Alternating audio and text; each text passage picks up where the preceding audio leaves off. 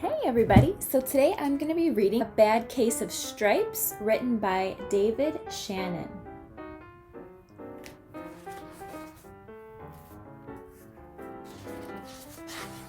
A little fun fact, I read this book to our 3rd grade class this year, and they really enjoyed it.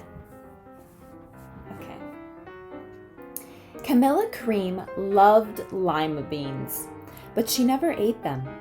All of her friends hated lima beans, and she wanted to fit in. Camilla was always worried about what other people thought of her. Today she was fretting even more than usual. It was the first day of school, and she couldn't decide what to wear. There were so many people to impress. She tried on 42 outfits, but none seemed quite right. She put on a pretty red dress and looked in the mirror. Then she screamed.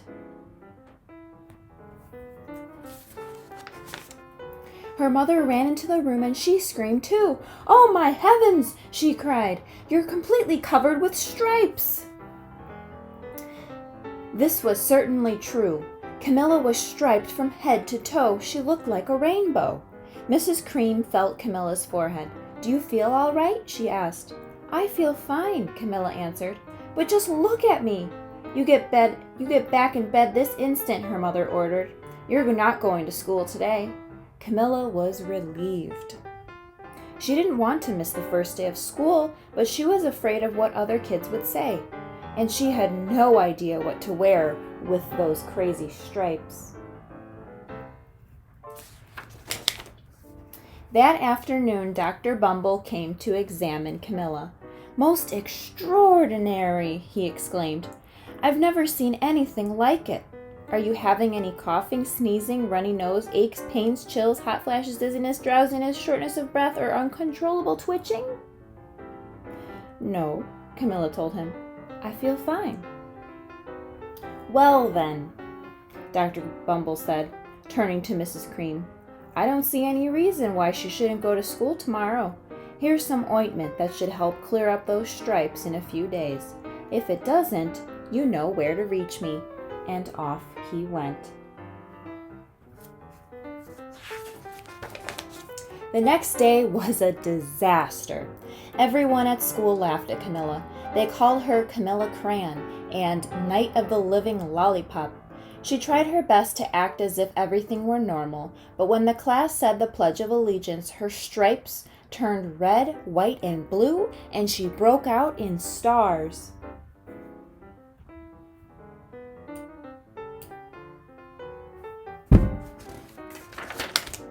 The other kids thought this was great. One yelled out, "Let's see some purple polka dots." Sure enough, Camilla turned all purple polka dotty. Someone else shouted, "Checkerboard!" and a pattern of squares covered her skin. Soon everyone was calling out different shapes and colors, and poor Camilla was changing faster than you can change channels on the TV. Oh no. What is going on? That night, Mrs. Harms, the school principal, called. "I'm sorry, Mrs. Cream," he said. "I'm going to have to ask you to keep Camilla home from school.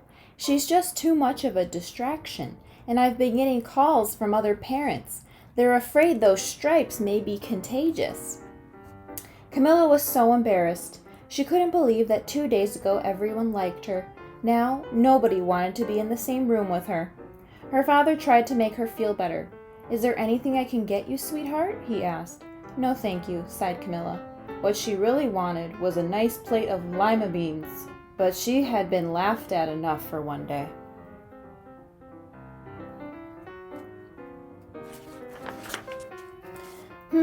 Well, yes, I see," Dr. Bumble mumbled when Mr. Cream phoned the next day. "I think I'd better bring in the specialists. We'll be right over." About an hour later, Dr. Bumble arrived with 4 people in long white coats. He introduced them to the Creams. "This is Dr. Grope, Dr. Sponge, Dr. Cricket, and Dr. Young." Then the specialists went to work on Camilla. They squeezed and jabbed, tapped, and tested. It was very uncomfortable. "Well, it's not the mumps," concluded Dr. Grope. "Or the measles," said Dr. Sponge. Definitely not chicken pox, put in Dr. Cricket. Or sunburn, said Dr. Young. Try these, said the specialists. They each handed her a bottle filled with different colored pills. Take one of each before bed, said Dr. Grobe. Then they filed out the front door, followed by Dr. Bumble.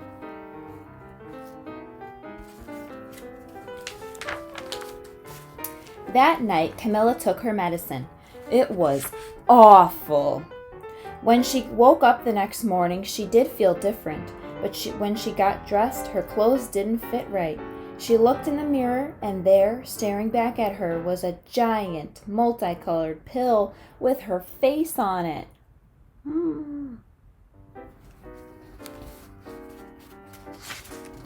Poor Camilla just can't catch a break. Dr. Bumble rushed over as soon as Mrs. Cream called. But this time, instead of the specialists, he brought the experts. Dr. Gord and Dr. Mellon were the finest scientific minds in the land. Once again, Camilla was poked and prodded, looked at and listened to. The experts wrote down lots of numbers. Then they huddled together and whispered. Dr. Gord finally spoke. It might be a virus, he announced with authority. Suddenly, fuzzy little virus balls appeared all over Camilla. Or possibly some form of bacteria, said Mr. Mellon. Out popped squiggly little bacteria tails. Or it could be a fungus, added Dr. Gord. Instantly, Camilla was covered with different colored fungus blotches. The experts looked at Camilla, then at each other. We need to go over these numbers again back at the lab, Dr. Gord explained. We'll call you when we know something. But the experts didn't have a clue, much less a cure.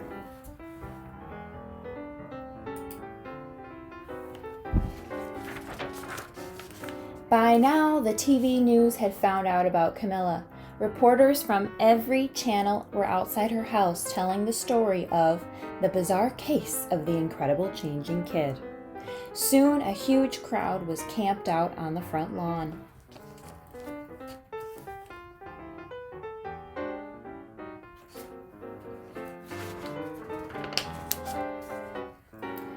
The Creams were swamped with all kinds of remedies from psychologists, allergists, herbalists, nutritionists, psychics, an old medicine man, a guru, and even a veterinarian.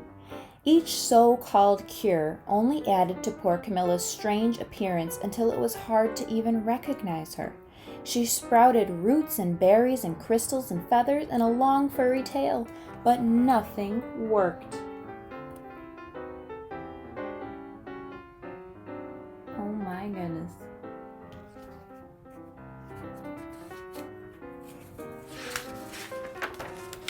One day, a woman who called herself an environmental therapist claimed she could cure Camilla. Close your eyes, she said. Breathe deeply and become one with your room. I wish you hadn't said that, Camilla groaned. Slowly she started to melt into the walls of her room. Her bed became her mouth. Her nose was a dresser, and 2 paintings were her eyes. The therapist screamed and ran from the house. What are we going to do? Cried Mrs. Cream. It just keeps getting worse and worse. She began to sob.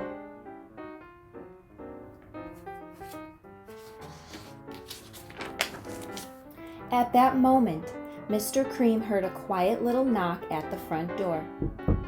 He opened it, and there stood an old woman who was just as plump and sweet as a strawberry.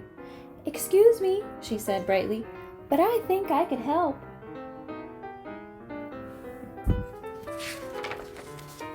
She went into Camilla's room and looked around. My goodness, she said with a shake of her head. What we have here is a bad case of the stripes. One of the worst I've ever seen. She pulled a container of small green beans from her bag. Here, she said, these might do the trick. Are those magic beans? Asked Mrs. Cream. Oh my, no, replied the kind old woman. There's no such thing. These are just plain old lima beans. I'll bet you'd like some, wouldn't you? She asked Camilla. Camilla wanted a big, heaping plateful of lima beans more than just about anything, but she was still afraid to admit it. Yuck, she said. No one likes lima beans, especially me. "Oh dear," the old woman said sadly. "I guess I was wrong about you." She put the beans back in her bag and started out the door. Camilla watched the old woman walk away. Those beans would taste so good, and being laughed at for eating them was nothing compared to what she'd been going through. She finally couldn't stand it. "Wait!" she cried. "The truth is, I really love lima beans." "I thought so," the old woman said with a smile.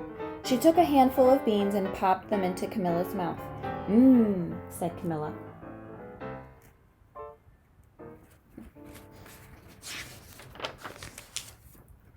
Suddenly, the branches, feathers, and squiggly tails began to disappear. The whole room swirled around. When it stopped, there stood Camilla, and everything was back to normal. "I'm cured!" she shouted. "Yes," said the old woman. "I knew the real you was in there somewhere." She patted Camilla on the head. Then she went outside and vanished into the crowd.